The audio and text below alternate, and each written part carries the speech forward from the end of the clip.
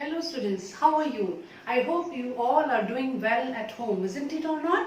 हाँ, सब लोग मजे में होंगे। आज मजे मजे से ही हम लोग एक कविता पढ़ेंगे, ठीक है। मैंने सोचा आप लोग के साथ एक कविता मैं शेयर करूं, क्या आप लोग को भी अच्छा लगेगा। आप लोग अब जब घर में होते हैं तो मम्मी आप लोग के साथ बातें करते हैं, कभी कभी तंग भी आ जाते हैं। मम्मी तो हमेशा विनम्र से ही बातें करती है ना। तो कभी कभी गुस्सा भी हो जाते हैं जब बातें करने से आप लोग सुनते नहीं हैं। तो उस विनम्रता के साथ मम्मी थोड़ा गुस्सा होकर उसके गुस्से वाले शब्द का प्रयोग करती हैं और चीजों का भी प्रयोग करते हैं, कभी कभी है ना, गुस्से में थप्पड़ भी मार देती हैं। तब आप लोग उस काम को क्या करते हो, जल्दी जल्दी कर देते हो। और अभी भी आप लोगों ने चारों तरफ देखा है, इस महामारी में हमारे जवान लोग क्या कर रहे हैं, लोग सुनते ही नहीं है। घर से मत निकलिए, डिस्टेंस रखिए, no. So many things government is giving us rules to follow it, but people are not aware of it. Messages भेजे जा रहे हैं, कितना कुछ नहीं कर रहे हैं। तो जवान लोगों को भी क्या हो जाते हैं, विनम्र से बातें करते रहते हैं। उसके बाद जब गुस्सा आ जाते हैं तो उन लोगों का थोड़ा रूप अलग हो जाते हैं। लेकिन अच्छे कामों के लिए उन्होंने वैसा किया है, तभी मतलब काम को उन लोग क्या कर पा रहे हैं, निपटा पा रहे हैं। अब इसी प्रकार से रिलेटेड ही मिला जुला एक कविता हम लोग एक साथ पढ़ेंगे। अब वो कविता क्या है ना, वो कविता आप लोग की किताब से ही है, नो, क्लास 9 के एनसीईआरटी बुक में है। जिसे किसने लिखा है, उसे लिखा है रामधारी सिंह दिनकर, जिन्हें हम राष्ट्र कवि के नाम से जाने जाते हैं। ओके, अब कविता का नाम है शक्ति और क्षमा। अभी आप लोग को समझ में आ गया है ना। क्षमा के साथ मतलब शक्ति होना बहुत जरूरी है। अब देखते हैं तो कवि ने कैसे कविता लिखा है। उसके पहले हम थोड़ा सा कवि परिचय देख लेते हैं, ठीक है। मैंने कवि परिचय ऐसे लिखा हुआ है, आप लोग भी चाहे तो ऐसे लिख सकते हैं। It will be very very helpful for you as a timeline. You keep record like this, फिर आपको no need of reading as a paragraph and all. If you write like this, note down in a short way, it will be very easy for you to learn. मैंने पहले यहाँ पे लिखा है कवि जी का जन्म कब हुआ था। उनका जन्म हुआ था सन 1908 में, मुंगेर जिले में हुआ था, बिहार के मुंगेर जिले में। कभी कभी गांव भी पूछे जाते हैं कि उनका जन्म कौन से गांव में हुआ था। तो गांव का नाम आप क्या लिखेंगे, सिमरिया गांव लिख दीजिए, ठीक है। अब तीनों चीजें अभी यहाँ पे घुसा ही हुआ है। देखिए, पहले तो यहाँ पे सन मैंने दे दिया, उसके बाद जिले कौन सा है, मुंगेर, कौन से स्टेट में हुआ है, बिहार राज्य, है ना, और कौन से गांव में, सिमरिया गांव। परीक्षा में आते हैं छोटे छोटे प्रश्न, इसलिए मैंने ऐसे लिखा है। फिर उनके प्रारंभिक शिक्षा कहाँ पर हुए थे, प्रारंभिक शिक्षा उनके ग्रामीण में ही हुए थे, ग्रामीण विद्यालय में, गाँव के विद्यालय में हुए थे। फिर उन्होंने बीए का डिग्री लिया विश्वविद्यालय से। अब वो कहाँ के विश्वविद्यालय से लिया, उन्होंने पटना के विश्वविद्यालय से। ये पटना याद रखिए, क्योंकि वो बिहार राज्य में ही उनका जन्म हुआ था, और वहाँ के पटना के विश्वविद्यालय से ही उन्होंने क्या किया, बीए की डिग्री ली 1933 ईयर्स में, उसी ईयर में। फिर उनका कार्य, अब उनके कार्य के बारे में जानते हैं। उन्होंने बहुत सारे कार्य किए, नो, सरकार के लिए भी बहुत सारे कार्य किए, इतनी सेवा किया उन्होंने, इसलिए उनको पद्म भूषण से अलंकृत भी किया गया है। उन्होंने बहुत सेवा किया हमारे देश की। तो पहला उन्होंने उच्च विद्यालय के प्रधानाचार्य थे, एक उच्च विद्यालय के प्रधानाचार्य थे, और वह ऊपर रजिस्टर भी थे, वो ऊपर निदेशक भी बने। फिर लंगत सिंह कॉलेज जो मुजफ्फर में है, उनके वो हिंदी विभागाध्यक्ष भी थे। उसके बाद वो भागलपुर विश्वविद्यालय के उपकुलपति और भारत सरकार के शिक्षा सलाहकार के रूप में भी थे, और राज्यसभा के वह सदस्य भी बने थे। ये सब उनके कार्य हैं, क्या क्या काम उन्होंने किया। फिर उनको पुरस्कार, अभी मैंने कहा उन्होंने इतनी सेवाएं की ना, भारत सरकार उनकी सेवा से बहुत ही खुश होकर उनको पद्म भूषण से अलंकृत किया था। फिर उनको संस्कृति के 4 अध्याय में साहित्य अकादमी मिला था। फिर उनको उर्वशी में ज्ञानपीठ पुरस्कार भी मिला था। तो अभी मैंने इनको सभी को एक साथ में लिख के रखा है ताकि आप लोगों को अच्छा से याद हो कि ज्ञानपीठ उनको किस में मिला था, तो उर्वशी में मिला था, है ना। फिर उनका देहांत कब हुआ था? सन 1974 ईस्वी में उनका देहांत हुआ था। और उनकी काव्य कृतियां बहुत सारे हैं, जैसे अभी मैंने लिखा उर्वशी, संस्कृति के 4 अध्याय, रेणुका, हुंकार, रसवंती आदि। तो यहाँ पे अभी उनके शॉर्ट फॉर्म में जितने भी कवि के बारे में पूछे जाएंगे यहाँ पे मैंने आपको लिख के रखा है। अगर आप लोग जूम करके इनको लिख भी सकते हैं। अभी हम आते हैं कविता में, क्षमा और शक्ति और क्षमा। ये जो कविता है शक्ति और क्षमा, रामधारी सिंह दिनकर जी द्वारा लिखा गया, यह कविता वस्तुतः कुरुक्षेत्र के काव्यधारा के तृतीय सर्ग से लिया गया काव्यांश है। यहाँ पे मतलब कवि महाभारत की लड़ाई में युधिष्ठिर जब बेबस होकर अपने आप को हारे हुए मानने लगे, तब सरसैया में परे भीष्म पितामह भीष्म जी ने उन्हें कहा था कि सिर्फ मतलब मनोबल होने से, मन की बल को या क्षमा करने से ही नहीं होगा, उसके साथ क्या होना जरूरी है? शक्ति का होना जरूरी है। तो दिनकर जी ने इस कविता में उसी को ही कोई उदाहरण सहित तो मतलब हम लोग के सामने प्रकट, हम लोग के सामने दिया है। देखिए तो हम लोग क्या देखते हैं अभी कविता को। क्षमा दया तब त्याग मनोबल सबका लिया सहारा, पर नर व्याघ्र सुयोधन तुमसे कहो कहा कब हारा। यहाँ पे बच्चों में जब भी आप लोग को पढ़ाती हूँ, अर्थ बताने के समय आप लोग याद रखिए, हमेशा शब्दों का हमें हमेशा पर्यायवाची शब्द मन में लाना चाहिए, तब हम ज्यादा शब्दों को जानने में हमें सहायता होती है। और ये मतलब कविता और कोई भी पाठ को पढ़ने के लिए मतलब सहायक होगी।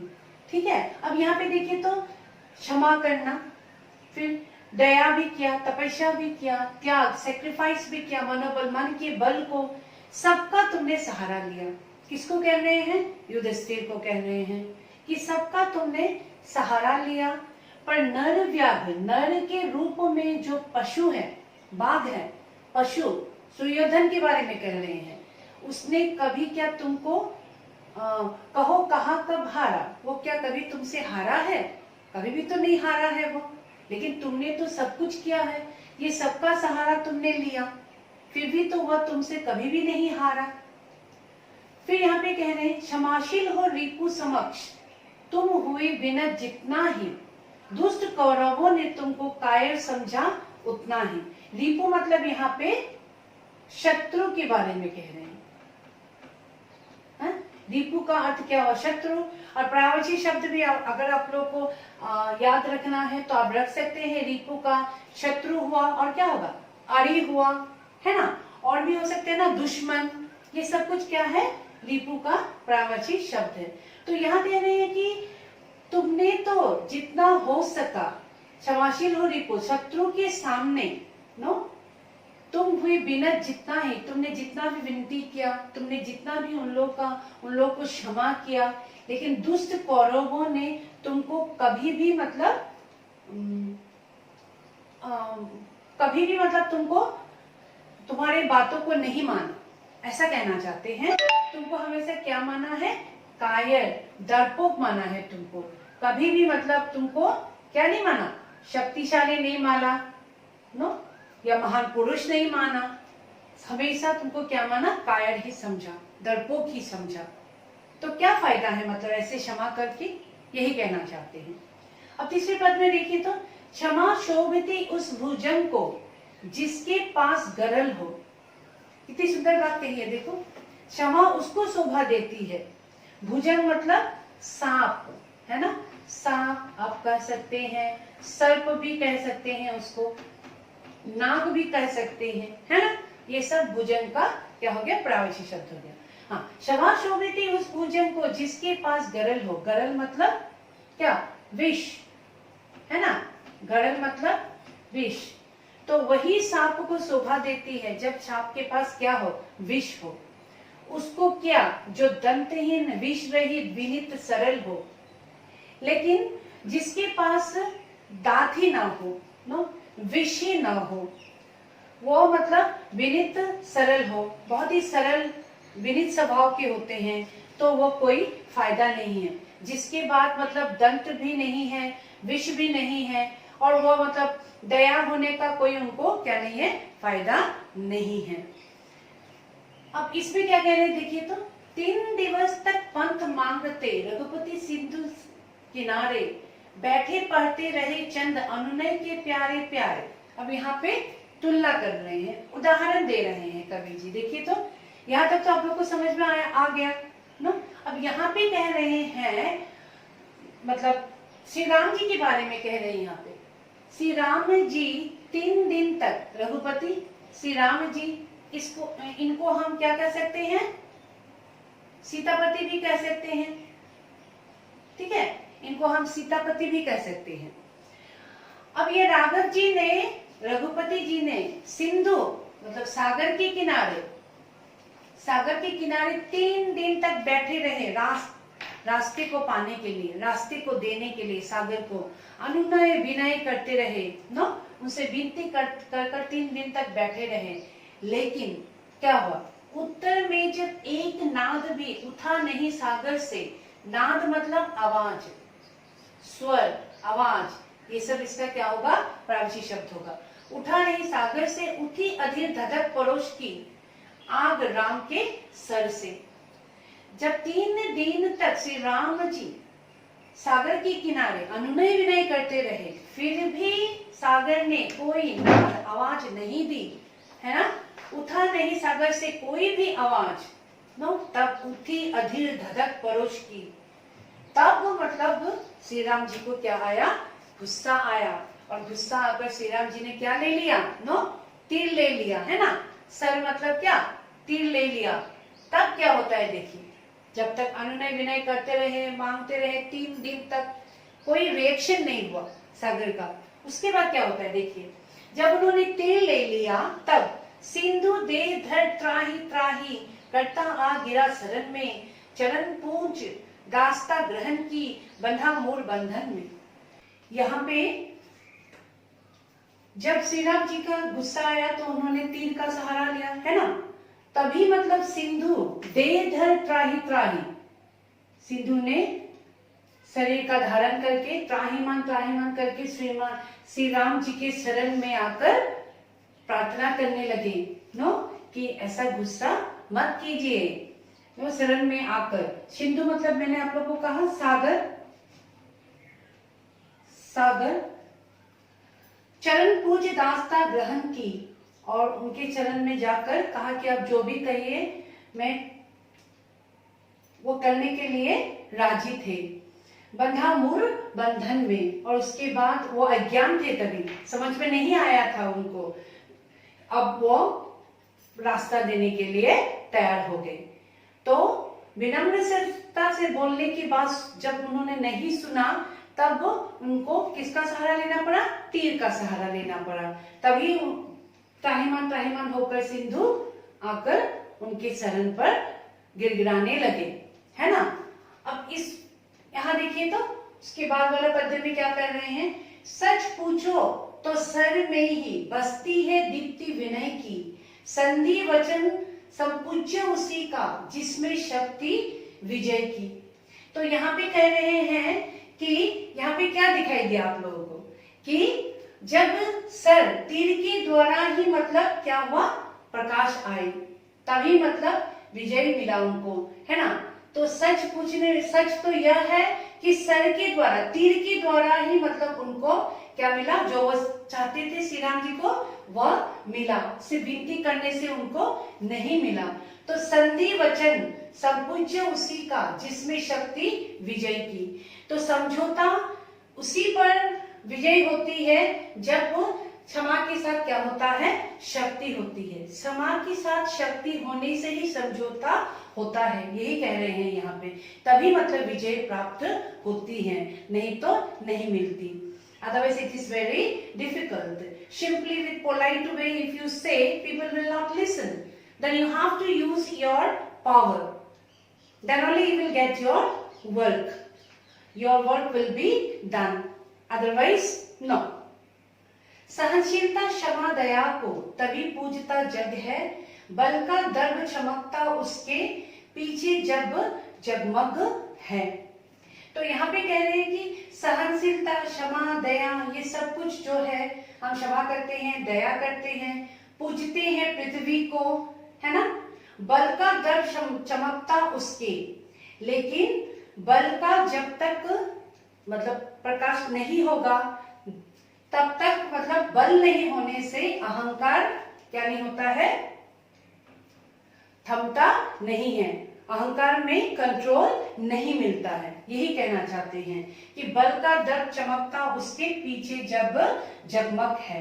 ओके, जब आप विनम्रता के साथ, सहनशीलता के साथ, क्षमा, दया, ये सब कुछ के साथ अगर आपके पास बल होगा तभी आप अहंकार को क्या कर सकते हैं, चूरमार कर सकते हैं, उसे नष्ट कर सकते हैं। अदरवाइज कैन नॉट, यही कहा गया है। तो इस कविता में रामधारी सिंह दिनकर जी यही कहना चाहते हैं कि शिव क्षमा करने से नहीं होगा, विनम्र होने से नहीं होगा, विनम्रता के साथ शक्ति का, बल का प्रयोग करना भी क्या है, जरूरी है। ठीक है, यही था आपका कविता। I hope so you have understood the poem, no. अगर आप लोगों को कुछ समझ में नहीं आया है और अगर आप लोग को और अच्छी तरह से पढ़ाना है तो आप लोग मेरे कमेंट बॉक्स में लिख सकते हैं। अभी थोड़ा हम प्रश्न उत्तर को देखेंगे तो इसके रिलेटेड छोटे प्रश्न को करेंगे। ठीक है, मैंने इन्हीं प्रश्नों को रखा है यहाँ पे, आप लोग देखिए। आप लोग इन प्रश्नों के उत्तर कह भी पाएंगे अभी, क्योंकि ये सब किया गया है ना। अब देखिए तो, नर व्याघ्र की आख्या किसे दी गई है, आप लोग कह सकते हैं किसे दी गई है। मैंने कहा था सुयोधन को, है ना, सुयोधन को। आप लोग पूरा वाक्य लिखे उत्तर को। फिर क्षमा वही भुजंग कर सकता है जिसके पास, भुजंग मतलब क्या कहा था मैंने, सांप, जिसके पास क्या होता है, गरल, हाँ? विष मतलब विष हो, विष हो। केवल विनम्रता को क्या समझा जाता है, कायरता समझा जाता है ना। फिर 3 दिवस तक कौन पंथ मांगते रहे, रास्ता मांगते रहे, श्री राम जी, है ना, श्री राम जी। अब मैंने कविता पढ़ाने के समय आपको बार बार प्रावशी शब्द के बारे में कहा था। अब देखिए आपके प्रश्न भी वैसा ही है, अब ये परीक्षा में भी आएंगे, बोर्ड एग्जाम्स में आते ही रहते हैं ये सब प्रश्न। अब रिपु मतलब मैंने क्या कहा था, आप लोगों को याद है, शायद बोल सकेंगे, है ना। क्या कहा था, शत्रु, है ना, अरि, ये सब आप लोग लिख सकते हैं। फिर आप लोग लिख सकते हैं भुजंग का, क्या लिख सकते हैं, क्या कहा था मैंने, सांप, है ना, नाग। फिर आप लिख सकते हैं सर्प। फिर नाद का मैंने कहा था आवाज, है ना, आवाज, स्वर, ये सब आप लोग लिख सकते हैं। फिर आगे रघुपति, रघुपति मैंने कहा था राघव, है ना, श्री राम जी। फिर श्री राम। फिर आप लोग लिख सकते हैं सीतापति भी लिख सकते हैं। फिर आ गया सागर, सागर का आप लिख सकते हैं समुद्र, समुद्र लिख सकते हैं। उसके बाद क्या लिखेंगे बोलिए तो, इसके बाद क्या लिखेंगे, समुद्र हो गया, फिर जल्दी हो गया,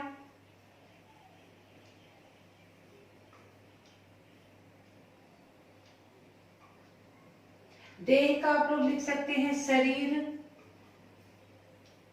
काया। तो ऐसे हो गए ये सब प्रवची शब्द।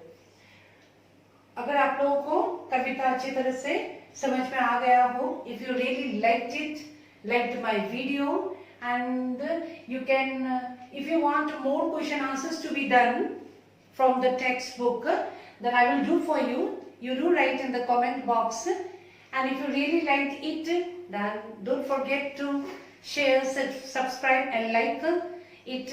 Encourages me to do my work better, and I will do more on it. So thank you students.